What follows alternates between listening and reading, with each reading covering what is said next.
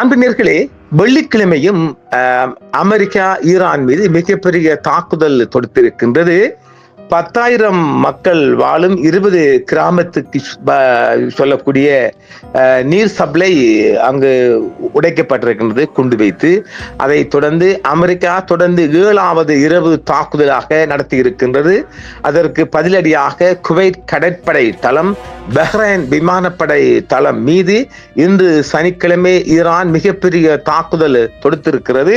அதன் பிரகாரம் குவைத் தனது வான்வெளியை மூடி சகல விமானங்களையும் டிபார்ச்சர் அரைவல் டெர்மினல் எல்லாமே மூடப்பட்டிருக்கின்றது. தொடர்ச்சியாக பஹ்ரைன் குவைத் ஒரு மிகப்பெரிய பதட்டம் நிலவி வருவதாகவே இன்றைய சனிக்கிழமை இரவு நள்ளிரவு கடந்த செய்தியாக இருக்கின்றது. விடிந்தால் ஞாயிற்றுக்கிழமை அமெரிக்கா தொடர்ந்து 7வது இரவு தாக்குதல்களை தொடுத்ததால் தெற்கு ஈரானில் வெடிப்புகள் அதிர்ந்திருக்கிறது.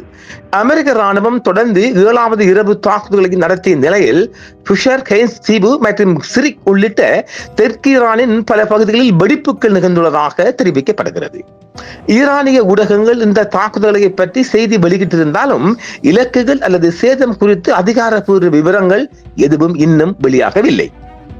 தொடர்ந்து 7வது இரவாக நடைபெறும் தாக்குதல்களின் ஒரு பகுதியாக அமெரிக்கா புதிய ராணுவ தாக்குதல்களை தொடுத்த நிலையில் வெள்ளிக்கிழமை இரவு தெற்கு ஈரான் முழுவதும் பல இடங்களில் வெடிப்புகள் நிகழ்ந்ததாக தெரிவிக்கப்படுகிறது. புஷர் மாகாணம், கெய்ன் தீவு மற்றும் ஹோமஸ்கான் மாகாணத்தின் சிரிக் மாவட்டத்தில் பல வெடிப்புகள் நிகழ்ந்துள்ளதாக தெரிவிக்கப்படுகிறது. தாக்குதல்கள் நிகழ்ந்த சரியான இடங்கள், குறிவைத்த இலக்குகள் அல்லது சேதத்தின் அளவுகள் குறித்து இன்னும் அதிகாரப்பூர்வ விவரங்கள் வெளியாகவில்லை. ஈரானிய அரசு ஒளிபரப்பு நிறுவனமான IRIB சிரிக் கவுண்டியின் பமானி மாவட்டத்தில் 3 வெடிப்புகள் நிகழ்ந்துள்ளதாக தெரிவித்துள்ளது. அதே நேரத்தில் இன்னும் செய்தியில் உள்ளூர் நேரப்படி இரவு 11:30 அளவில் GMT கிட்டத்தட்ட 8 மணி சிரிக் அருகே அமெரிக்கா தாக்குதல் நடத்தியதாக தெரிவித்துள்ளது. ஹார்முஸ் ஜலசந்தி மீதான பதட்டங்களுக்கு பதிலளிக்கும் விதமாக தீவிரமடைந்துள்ள நிலையில் அமெரிக்காவின் தொடர்ச்சியான ராணுவ நடவடிக்கையின் ஒரு பகுதியாக இந்த தாக்குதல்கள் அமைந்திருக்கிறது. நேற்று நடத்தப்பட்ட ஈரானிய தாக்குதல், அதாவது ஈரானின் உட்கட்டமைப்பு மீதான தாக்குதலில் கடலில் சுத்திகரிப்பு ஆலை மீதான அமெரிக்க தாக்குதலால் 10,000 மக்கள் நீர் அருந்தக்கூடிய ஒரு நீர்நிலை தாக்கப்பட்டிருக்கிறது. 20 கிராமங்களில் வாழும் மக்களுக்கான வாட்டர் சப்ளை. ஈரானின் ஹோமஸ்கான் மாகாணத்தில் உள்ள ஒரு கடல்நீர் சுத்திகரிப்பு ஆலை மீது அமெரிக்கா நடத்திய தாக்குதலால் சுமார் 10,000 மக்கள் வசிக்கும் 20 கிராமங்களுக்கு செல்லக்கூடிய குடிநீர் விநியோகம் துண்டிக்கப்பட்டுள்ளது என்று மாகாண அதிகாரி ஒருவர் தெரிவித்திருக்கிறார். வாஷிங்டனுக்கும் தெஹ்ரானுக்கும் இடையே அதிகரித்து வரும் ராணுவ மோதலின் ஒரு பகுதியாக இந்த தாக்குதல் அமைந்துள்ளது. ஈரானின் ஹோமஸ்கான் மாகாணத்தில் உள்ள தென்கிழக்கு கடற்கரை கிராமமான புஞ்சியில் உள்ள ஒரு கடல்நீர் சுத்திகரிப்பு ஆலை மீது அமெரிக்கா நடத்திய தாக்குதலால் சுமார் 10,000 மக்கள் குடிநீர் இன்றி தவிக்கின்றனர் என்று உள்ளூர் அதிகாரி ஒருவர் தெரிவித்துள்ளார். இந்த தாக்குதல் சுமார் 10,000 மக்கள் வசிக்கும் 20 கிராமங்களுக்கு குடிநீர் விநியோகத்தை முற்றிலுமாக துண்டித்துவிட்டது என்றும் ஹோமஸ்கா நீர் மற்றும் கழிவுநீர் நிறுவனத்தின் தலைமை செயல் அதிகாரி ஒருவர் ஒரு சர்வதேச செய்தி நிறுவனத்துக்கு செய்தி கொடுத்திருக்கின்றார்.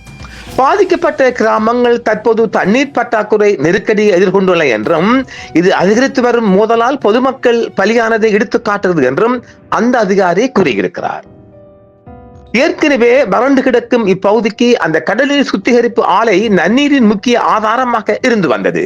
பாலங்கள், மின் நிலையங்கள் மற்றும் தொலைத்தொடர்பு கோபுரங்கள் உள்ளிட்ட ஈரானிய உள்கட்டமைப்புகள் மீதான அமெரிக்காவின் பரந்த தாக்குதல்களின் ஒரு பகுதியாக இந்த தாக்குதல் அமைந்திருக்கிறது.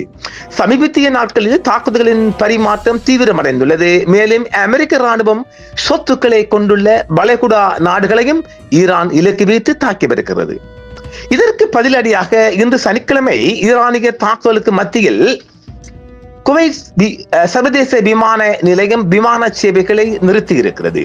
குவைத் சர்வதேச விமான நிலையம் விமானங்களின் புறப்பாடு மற்றும் தரையிறங்கும் செயல்பாடுகளை தற்காலிகமாக நிறுத்தியுள்ளதுடன் பெரும்பாலான விமானங்கள் மறு அட்டவணைப்படுத்தப்பட்டுள்ளது என்றும் அந்நாட்டு விமான சேவை தெரிவித்துள்ளது.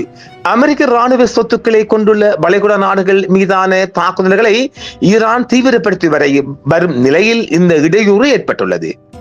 குவைத் சர்வதேச விமான நிலைய விமானங்களின் புறப்பாடு மற்றும் தரையிறங்கும் செயற்பாடுகளை தற்காலிகமாக நிறுத்தி வான்வெளியை மூடியிருக்கின்றது. அந்நாட்டு விமான சேவைகள் முற்றுமுழுதாக நிறுத்தப்பட்டுள்ளதாக குவைத் ஏர்வேஸ் தெரிவித்துள்ளது. ஈரானிய ஆக்கிரமிப்பு காரணமாக குவைத் சர்வதேச விமான நிலையம் விமான சேவைகளை தற்காலிகமாக நிறுத்தியுள்ளது என்று விமான சேவைகள் நிறுவனம் தெரிவித்தாலும் குவைத் நோக்கி வருகின்ற விமானங்கள் வேறு நாடுகளுக்கு திருப்பி விடப்படுவதாகவும் தெரிவிக்கப்படுகிறது. அமெரிக்க ராணுவ இலக்குகளை கொண்டுள்ள வளைகுடா நாடுகள் மீதான தாக்குதல்களை ஈரான் தீவிரப்படுத்தி வரும் நிலையில் இந்த நிறுத்தம் ஏற்பட்டுள்ளது. குவைத்தும் அதன் இலக்குகளில் ஒன்றாகும் அமெரிக்கா ஈரானிய உட்கட்டமைப்புகள் மீது தொடர் தாக்குதல்களை தொடுத்துள்ளது. இதற்கு பதிலடியாக தெஹ்ரான் வளைகுடா நாடுகள் மீது ஏவுகணை மற்றும் ஆளில்லா விமான தாக்குதல்களை தொடர்ச்சியாக நடத்தி வருகிறது. அமெரிக்கா ராணுவ இலக்குகளை கொண்டுள்ள வளைகுடா நாடுகள் மீதான தாக்குதல்களை ஈரான் தீவிரப்படுத்தி வரும் நிலையில் அமெரிக்கா ஈரானிய குவைத்தும் அதாவது இந்த நிறுத்தம் ஏற்பட்டாலும் குவைத்தும் அதன் இலக்குகளில் ஒன்றாகும் என்றும் அமெரிக்கா ஈரானிய உட்கட்டமைப்புகள் மீது தொடர் தாக்குதல்களை தொடுத்து வரும் நிலையில் இந்த பதிலடி தாக்குதல்களை ஈரான் தொடர்ச்சியாக நடத்தி வருகிறது.